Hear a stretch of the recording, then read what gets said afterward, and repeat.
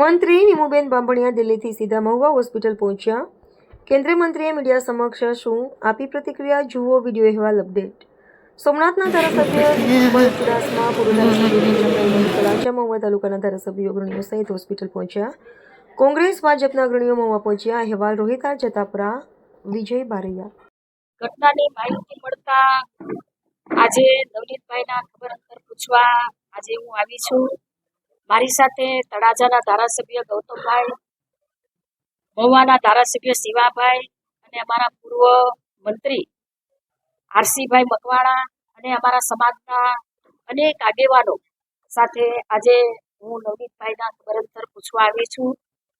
નવનીતભાઈ સાથે જે ઘટના ઘટી છે એ ઘટનાને લઈને સમગ્ર પોલીસ તંત્ર કડક કાર્યવાહી ચાલુ કરી દીધી છે અને ઊંડાણપૂર્વક તપાસ સાથે કાનૂની કાર્યવાહી ચાલી રહી છે.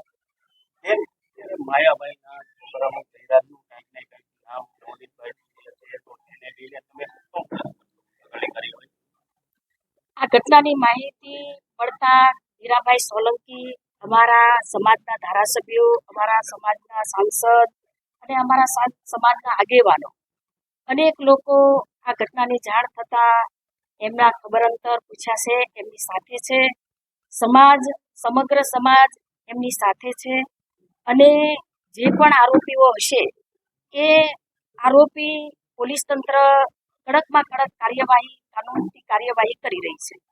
સોમવારે તમે ગાંધીનગર તમામ ધારાસભ્યો રજૂઆત